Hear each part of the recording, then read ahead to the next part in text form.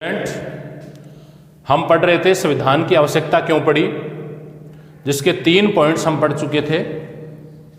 क्यों? चौथा जो पॉइंट है, समाज की आकांक्षाएं एवं लक्ष्य को प्राप्त करने के लिए हमें संविधान की जरूरत पड़ी। तो देखो, अधिकतर पुराने संविधानों में क्या होता था, सरकार पर नियंत्रण करने का काम होता था केवल, है ना। सरकार पर नियंत्रण करने के लिए संविधान बनाए जाते थे, उन पर प्रतिबंध कैसे लगाए इस बात में। लेकिन सरकार पर केवल नियंत्रण करने से काम नहीं चलेगा। नियंत्रण करने के साथ ही साथ क्या होना चाहिए, उसे कुछ ऐसे अधिकार दिए जाने चाहिए, ऐसी व्यवस्थाएं स्थापित करनी चाहिए ताकि वो समय और परिस्थितियों के अनुसार समाज की जो आकांक्षाएं हैं, समाज के जो लक्ष्य हैं, उस लक्ष्य को पूरा कर सके, है ना। तो देखो, समाज की आकांक्षाएं क्या है। भारतीय संविधान की बात करें हम, है ना, तो भारतीय संविधान की आकांक्षा है कि भारत में जाति, धर्म, भाषा, संस्कृति, वर्ण, वर्ग एवं लिंग के आधार पर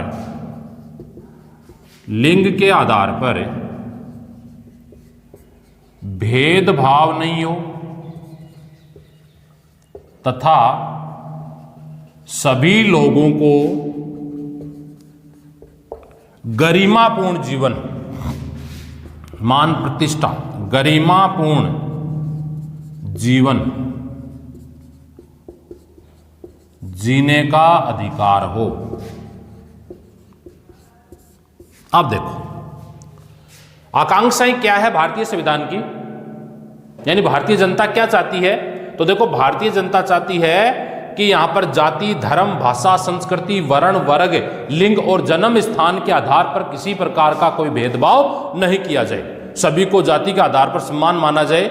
और इसी प्रकार की जो आकांक्षाएं हैं, आकांक्षाएं वो दक्षिण अफ्रीका की, जैसे हमारे संविधान का जो एक विलक्षण दस्तावेज माना गया है, हमारे संविधान को क्या माना गया है, विलक्षण दस्तावेज। आवश्यक परिस्थितियों के अनुसार इसमें परिवर्तन हो सकता है, समय और परिस्थितियों के अनुसार इसमें परिवर्तन हो सकता है ना। जब हमारे संविधान निर्माताएं थे तो उन्होंने ये महसूस किया कि समय और परिस्थितियां जब बदलेंगी तो समाज में परिवर्तन, यानी समाज में समय और परिस्थितियों के अनुसार परिवर्तन का होना जरूरी है। यदि परिवर्तन नहीं होगा, समाज में आकांक्षाएं बदले और परिवर्तन नहीं होगा, तो वो संविधान लंबे समय तक नहीं चल पाएगा। इसलिए भारतीय संविधान को क्या किया इन्होंने, कुछ कठोर बनाया और कुछ लचीला बनाया, है ना।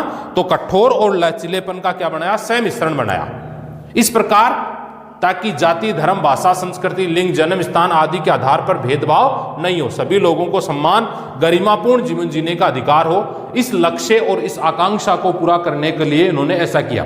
दूसरी बात यदि बात करें हम, भारत की आकांक्षा है कि हम ऐसे समाज बनाए जिसमें जातिगत भेदभाव नहीं हो। हमारे समाज की आकांक्षा है तो हमें सरकार को इतना समर्थ और शक्तिशाली बनाना पड़ेगा कि वह इस लक्ष्य को आवश्यक रूप से पूरा कर सके। यदि हम सरकार को सक्षम नहीं बनाएंगे, सरकार को अधिकार प्रदान नहीं करेंगे, तो क्या इस लक्ष्य को, इस आकांक्षा को पूरा कर सकता है? क्या ये जो है जाति, धर्म, भाषा, संस्कृति, ये भेदभाव जो है, इसको दूर कर सकता है? भारतीय संविधान द्वारा अनुच्छेद 17 में जाति भेदभाव को समाप्त करने के लिए अस्पृश्यता निवारण अधिनियम, या क्यों अस्पृश्यता को समाप्त किया गया है ना। अस्पृश्यता का मतलब है कि जाति आधार पर किसी प्रकार का भेदभाव नहीं किया जाएगा। उसको और ज्यादा मजबूत बनाने के लिए सरकार को अधिकार दिया ना, तभी तो मजबूत बनाया।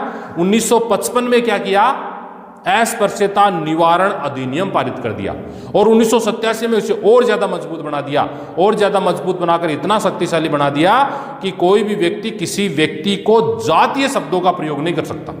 जैसे निम्न जाति के लोग हैं, उनको उसके जाति से संबोधित नहीं कर सकता, और यदि ऐसा करता हुआ पाया जाता है तो उसे न्यायालय की शरण में जाकर अपने मूल अधिकार की रक्षा का प्रावधान करने का अधिकार है। यह कब संभव हुआ?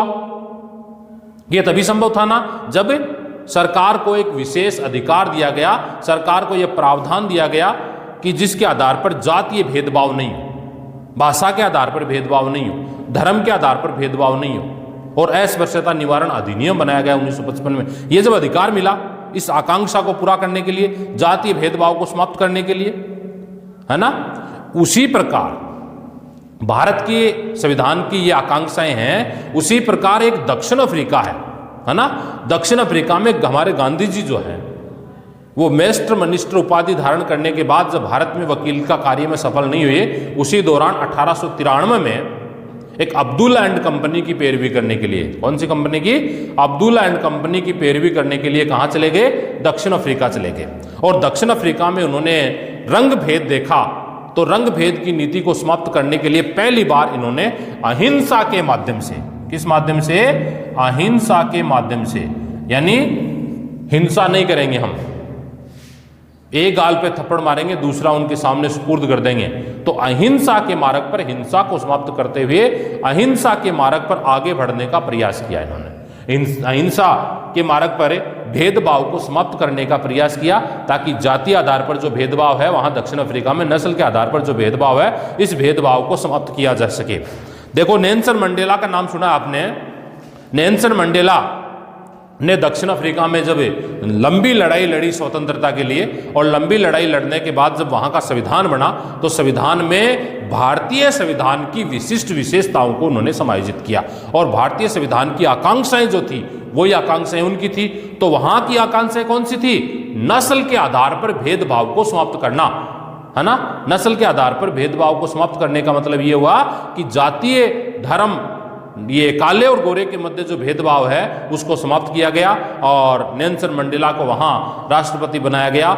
नस्ल के आधार पर भेदभाव को पूरी तरह से समाप्त कर दिया गया, किसी भी प्रकार का किसी के साथ भेदभाव नहीं होगा। इस आधार पर हम ये कह सकते हैं कि भारत का जो संविधान है, भारत का संविधान क्या चाहता है? देखो, संविधान सरकार को ऐसी क्षमता प्रदान करे, है ना। दूसरे शब्दों की बात करें तो दूसरे शब्दों में हम ये कह सकते हैं कि संविधान सरकार को इतना मजबूत बनाए, क्षमता का मतलब क्या है? इतना मजबूत बनाए कि वह जनता की जो भी आकांक्षाएं हैं, जनता क्या चाहती है, जनता किस लक्ष्य को प्राप्त करना चाहती है, वो अपना गरिमापूर्ण जीवन जीना चाहती है, तो उस गरिमापूर्ण जीवन आकांक्षाओं को पूरा कर सके, अपना गरिमामय जीवन, उसको किसी प्रकार का कोई भेदभाव नहीं हो, ऐसा जीवन व्यतीत करें, साथ में उसे सुरक्षा प्रदान की जाए। सुरक्षा प्रदान करने का मतलब कोई दूसरा आदमी उस पर किसी प्रकार का कोई आक्रमण नहीं करे, ऐसी स्थिति को हम क्या कहेंगे? आकांक्षाओं को पूरा कर सके और एक न्यायपूर्ण समाज की स्थापना कर सके। न्यायपूर्ण समाज से क्या मतलब है? किसे कहोगे आप न्यायपूर्ण समाज? तो न्यायपूर्ण समाज की यदि बात करें हम, तो न्यायपूर्ण समाज का मतलब है भेदभाव को समाप्त करना, है ना। पूर्व समय की बात करें या अन्यायपूर्ण समाज की बात, न्याय की बात करें, तो यहां होती है मत्स्य न्याय। मत्स्य न्याय का तात्पर्य है बड़ी मछली द्वारा छोटी मछली को निगलना। बड़ी मछली द्वारा छोटी मछली को निगलना क्या है? मत्स्य न्याय है। यानी बड़े वर्ग द्वारा छोटे वर्ग को दबाना, या यूं कहे बड़े वर्ग द्वारा छोटे वर्ग का शोषण करना क्या है? मत्स्य न्याय है। तो सरकार को एक ऐसा मूल ढांचा दिया जाए, सरकार को ऐसी छूट दी जाए, ताकि जो होने वाली जो मत्स्य न्याय है, इस मत्स्य न्याय को क्या किया जाए? समाप्त किया जाए, और जनता को सुरक्षित बनाया जाए, जनता को सुरक्षित महसूस हो, ऐसी व्यवस्था स्थापित की जाए। तो न्यायपूर्ण समाज कैसा होगा? जिसमें सामाजिक, आर्थिक, राजनीतिक न्याय होगी, भेदभाव नहीं होगा, है ना। सामाजिक रूप से भेदभाव नहीं होगा। सामाजिक भेदभाव का मतलब है जाति धर्म, ये समाज में रह रहे व्यक्ति के साथ किसी भी प्रकार का भेदभाव नहीं किया जाना, चाहे वो किसी भी जाति, धर्म, भाषा, संस्कृति और वर्ण वर्ग का हो, उसके साथ भेदभाव नहीं करना क्या है? सामाजिक न्याय है। यानी ये क्या चाहता है? न्याय। और कौन कौन सी न्याय? नंबर 1 सामाजिक न्याय। कौन सी न्याय भाई? सामाजिक न्याय। नंबर 2 आर्थिक न्याय। नंबर 3 राजनीतिक न्याय।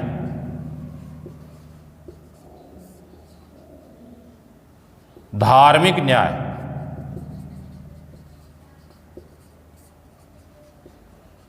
ये न्याय प्राप्त करना चाहता है ना। न्यायपूर्ण समाज हो, इसका मतलब ये न्याय होनी चाहिए। तो ये न्याय देखो, सबसे पहले बात करें सामाजिक न्याय की, इसको नोट कर लेना भाई, सामाजिक न्याय क्या है। समाज में रह रहे प्रत्येक व्यक्ति के साथ किसी भी प्रकार का भेदभाव नहीं हो। और किस आधार पर भेदभाव नहीं हो? जाति, धर्म, भाषा, संस्कृति, वर्ण, वर्ग, लिंग और जन्म स्थान के आधार पर किसी प्रकार का भेदभाव नहीं हो। क्या है? सामाजिक न्याय है। आर्थिक न्याय है वही स्थितियां, समाज में रहना है तो समाज में रह रहे व्यक्तियों के पास पैसे को लेकर किसी प्रकार का कोई भेदभाव नहीं हो। किसी के पास कम है, किसी के पास ज्यादा है, रोजगार को प्राप्त करने का अधिकार सबको बराबर हो, रोजगार सबको बराबर मिले, इसके लिए जो न्याय स्थापित किया इसको हम कहेंगे आर्थिक न्याय। राजनीतिक न्याय की बात करें तो राजनीतिक न्याय में राजनीतिक प्रक्रियाओं में सभी को बराबर का भाग लेने का अधिकार, इसमें भी जाति, धर्म, भाषा, संस्कृति, वर्ण, वर्ग और जन्म स्थान के आधार पर किसी प्रकार का भेदभाव नहीं किया जाता है। तो देखो राजनीतिक न्याय में राजनीतिक अधिकार कौन कौन से है ना, राजनीतिक अधिकार या यूं कहें राजनीतिक न्याय कह दो या राजनीतिक अधिकार प्राप्त करने की बात कह दो। तो देखो राजनीतिक न्याय में राजनीतिक अधिकार कौन कौन है? सबसे पहला है मत देने का अधिकार, है ना। अब मत देने का अधिकार है तो भारत में देखो मत देने की जो वयस्कता की आयु कितनी वर्ष रखी गई है भाई? 18 वर्ष। 18 वर्ष का प्रत्येक स्त्री पुरुष बिना किसी जाति, धर्म, भाषा, संस्कृति, वर्ण, वर्ग के आधार पर वोट देने का अधिकार है। मत देने के बाद में चुनाव लड़ने का अधिकार, चुनाव लड़ने का अधिकार दूसरा, ठीक है। तीसरा है, पहला हो गया मत देने का अधिकार, दूसरा हो गया चुनाव लड़ने का अधिकार और तीसरा है चुनाव में जीत गए तो सरकार बनाने का अधिकार और हार गए तो आलोचना का अधिकार। ये सबको प्राप्त है। इसमें देखो भाई चुनाव लड़ने में एक निश्चित आयु है, केवल एक ही चीज की समस्याएं हैं, निश्चित आयु है। निश्चित आयु अब अलग अलग पदों के लिए अलग अलग निश्चित आयु है। जैसे राष्ट्रपति का चुनाव लड़ना है 35 वर्ष है, उपराष्ट्रपति में 35 वर्ष है, इसके बाद में राज्यपाल में 35 वर्ष है, लोकसभा और विधानसभा के लिए 25 वर्ष है, विधान परिषद और राज्यसभा के लिए 30 वर्ष है, विभिन्न प्रकार के जो पंचायत के निकाय हैं, नगरीय स्वायत्त शासी संस्था और शहरी ये ग्रामीण स्वायत्त शासी संस्था, इनमें 21 वर्ष है।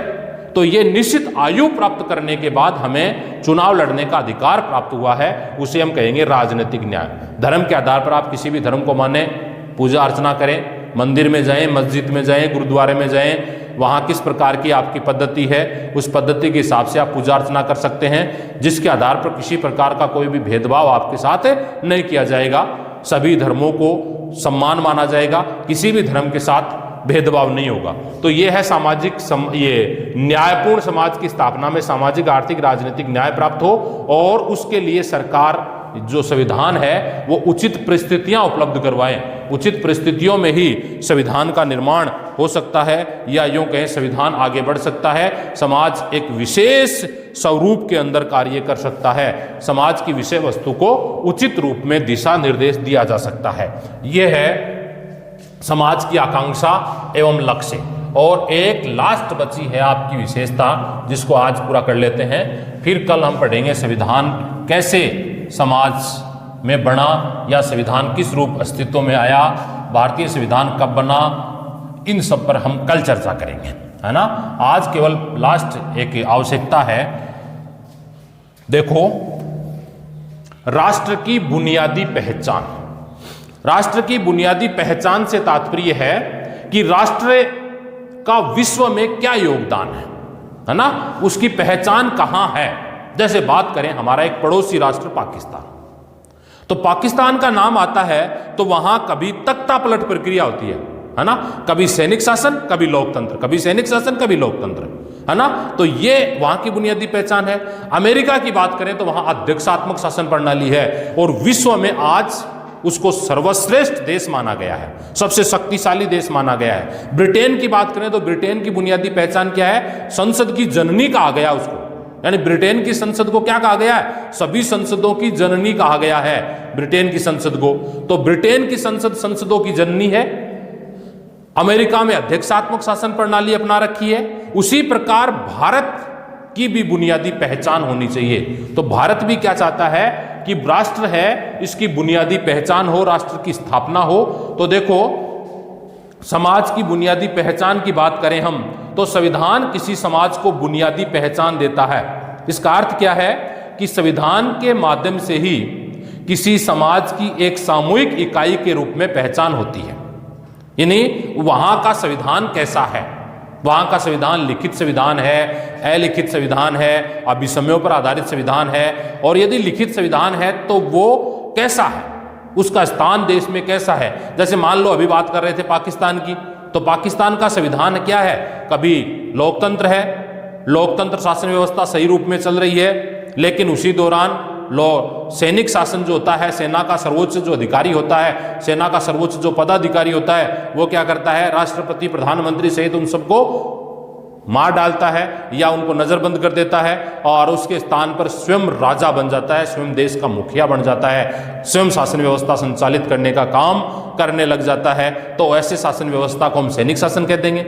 लेकिन हमारे देश की क्या पहचान है ना, तो हमारा देश लोकतंत्रात्मक गणराज्य है।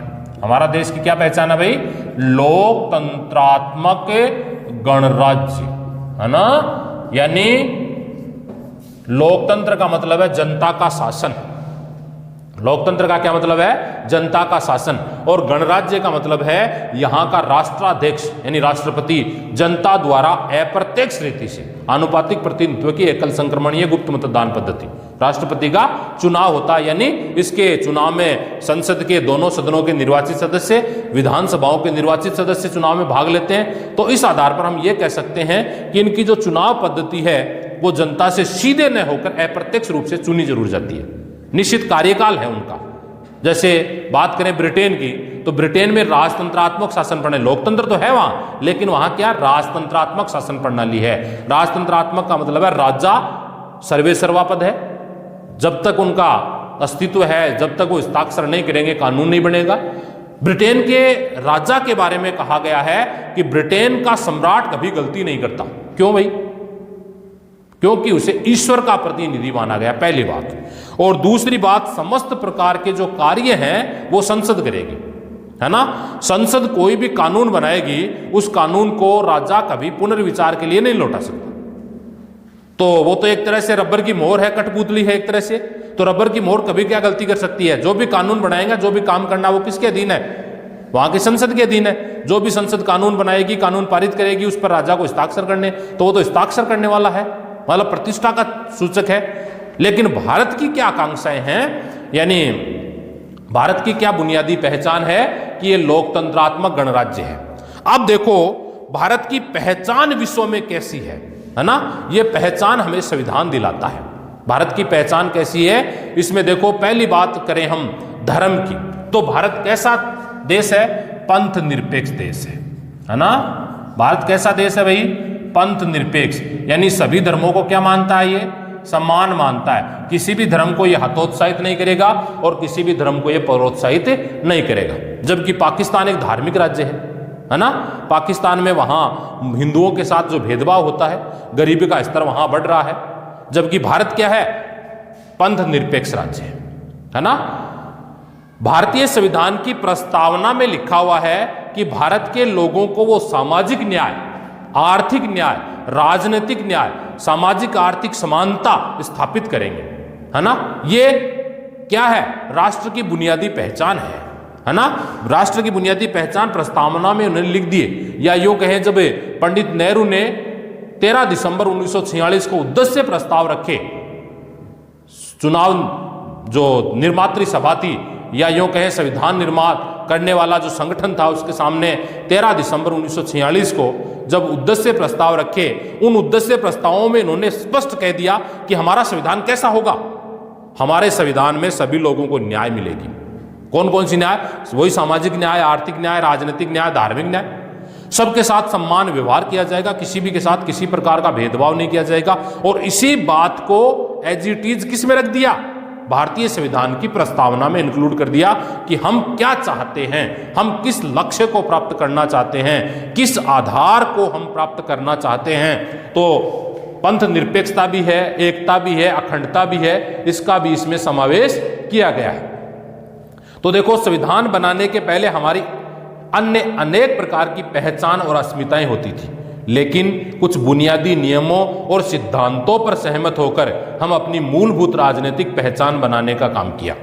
दूसरे रूप में कहें तो संवैधानिक नियम हमें एक विशाल ढांचा प्रदान करते हैं जिसके अंतर्गत हम अपनी व्यक्तिगत आकांक्षाएं, लक्ष्य और स्वतंत्रता का प्रयोग सुव्यवस्थित तरीके से कर सके, सुरूप से कर सके। संविधान में एक नैतिक पहचान भी बनाता है। हमारा जो संविधान है हमें नैतिकता प्रदान करता है, एक नैतिक पहचान उपलब्ध करवाता है, नैतिकता के रूप में कार्य करने की पहचान देता है। यानी जैसे जातीय आधार पर भेदभाव नहीं हो, भाषा के आधार पर भेदभाव नहीं हो, ये सब उपलब्ध करवाने का काम भी कौन करता है? हमारा संविधान हमें उपलब्ध करवाता है, या यूं कि हमारे संविधान की एक विशिष्ट पहचान है ये। एक बात और करते हैं, देखो अगर हम दुनिया के विभिन्न देशों की बात करें, संविधानों की बात करें, तो दुनिया के विभिन्न देशों के जो संविधान हैं उनकी पहचान अलग है। बात करो अमेरिका, है ना, तो अमेरिका में संघात्मक शासन व्यवस्था अपनाई गई है, अध्यक्षात्मक शासन व्यवस्था अपनाई गई है, और वहां कैसे उद्योग लगे हुए हैं? निजी क्षेत्र के उद्योग लगे हुए हैं, है ना। निजी क्षेत्र का मतलब जितना ज्यादा काम करोगे उतने ज्यादा पैसे लोगे, ठीक है। जबकि भारत में उसकी जगह किया लोक कल्याणकारी कार्य।